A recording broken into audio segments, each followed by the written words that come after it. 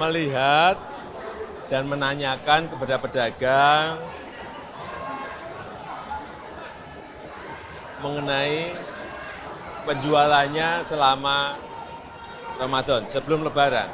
Apakah ada kenaikan, apakah ada penurunan, dan semuanya menyampaikan pada saya ada yang naik omsetnya 80%, ada yang naik 60%, ada yang naik 50%, tapi semuanya hampir naik.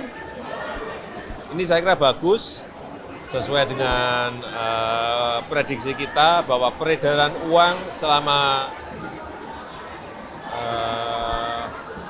menjelang Lebaran dan selama liburan Lebaran ini naik sangat tinggi sekali.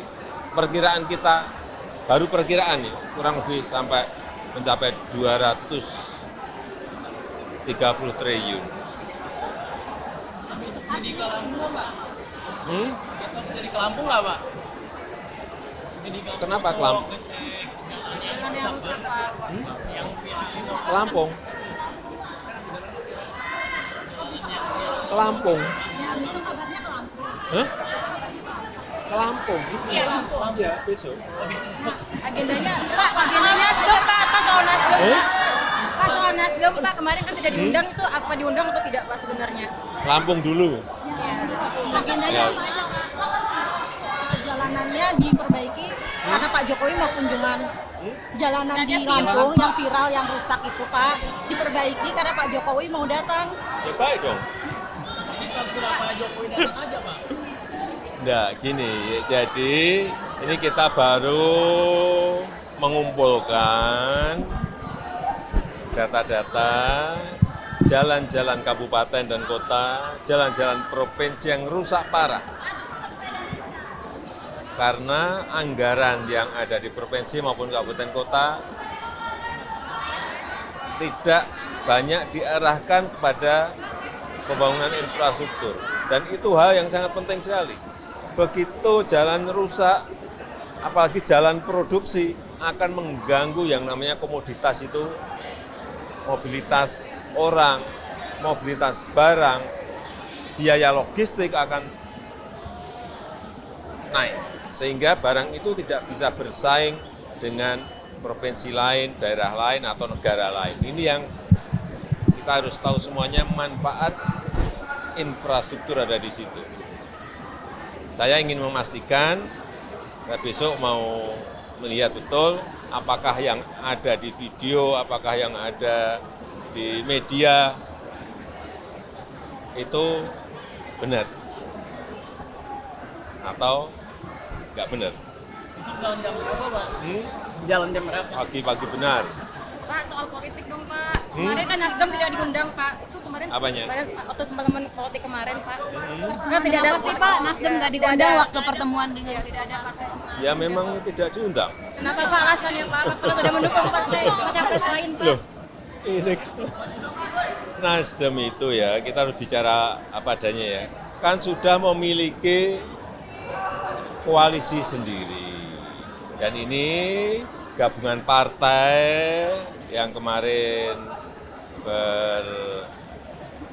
berkumpul, itu kan juga ingin membangun kerjasama politik yang lain.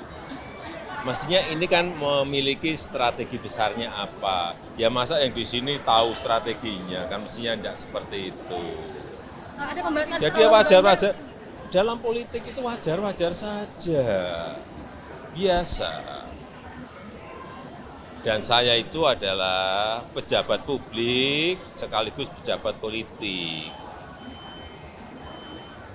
Jadi biasa kalau saya berbicara politik ya boleh dong. Ya kan? Saya berbicara berkaitan dengan pelayanan publik juga bisa dong. Ya memang itu tugas seorang presiden. Hanya memang kalau sudah nanti ada ketetapan KPU, saya itu. Pak, ada pembahasan tentang Ganjar Prabowo nggak, Pak? Gimana? Ada pembahasan tentang Ganjar Prabowo nggak, Pak, kemarin? Kemarin ada pembahasan tentang Ganjar Prabowo. Yang dibicarakan banyak sekali, 3 jam, banyak sekali. Rinciannya apa saja, Pak? Apanya? semuanya dibicarakan. Koalisi besar ya Pak, koalisi besar ya Pak. Semuanya dibicarakan, bukan itu saja, semuanya dibicarakan. Yang berkaitan, utamanya yang berkaitan dengan politik negara. Ke depan akan seperti apa, tantangannya negara ini apa, semuanya. Dan itu butuh kepemimpinan nasional dengan leadership yang kuat, yang dipercaya oleh rakyat, yang dipercaya oleh internasional, yang dipercaya oleh investor, yang dipercaya oleh... Nah, terakhir WNI Myanmar Pak, WNI isu selentingan keluar duet Pak Prabowo dan Mas Gibran dijodohkan. Itu aja juga didengerin. Soal ada dua WNI yang disandra di Myanmar. Pertama umur, yang kedua baru 2 tahun aja jadi wali kota. Yang logis saja lah. Pak, KTT ASEAN, Pak, KTT ASEAN. Kalau KTT. Bapak untuk penguatan ASEAN dari KTT yang besok itu apa sih? Seperti penguatan ASEAN seperti apa yang diharapkan? Kita tahu ya, potensi ASEAN ini sangat besar. Penduduknya 650 juta orang. Pertumbuhan ekonominya selalu di atas rata-rata pertumbuhan ekonomi dunia. Ya. Banyak barang-barang produksi dihasilkan oleh anggota Asia. Kekuatan inilah yang ingin kita satukan agar kawasan ini menjadi sebuah pusat produksi utamanya sesuai dengan potensi yang kita miliki. Misalnya EV baterai, kemudian electric vehicle, dan produk-produk yang memiliki daya saing yang tinggi dibandingkan produksi dari negara-negara yang lain. Jadi konsentrasi kita nanti adalah ASEAN sebagai pusat pertumbuhan ekonomi, epicentrum of growth, arahnya ke sana. Tapi menjelang KTT kemarin 20 WNI Pak yang di Myanmar terakhir. 20 WNI Myanmar yang kabar disikap gimana? Ya, ini Kementerian Luar Negeri sedang berkomunikasi dengan Myanmar agar WNI kita yang ada di sana, ini kan kan penipuan dan dibawa ke tempat yang tidak diinginkan oleh mereka. Jadi kita sedang berusaha untuk mengevakuasi mereka untuk keluar dari Myanmar. Sudah, ya. Kementerian Luar Negeri, Bu Menteri, Bu Menlu sedang berusaha untuk melakukan evakuasi itu. Ya. Terkait urgensi mengumpulkan ketum parpol di istana Pak, karena itu dianggap cawe-cawe gitu Pak. Bukan cawe-cawe, oh itu diskusi aja kok cawe-cawe.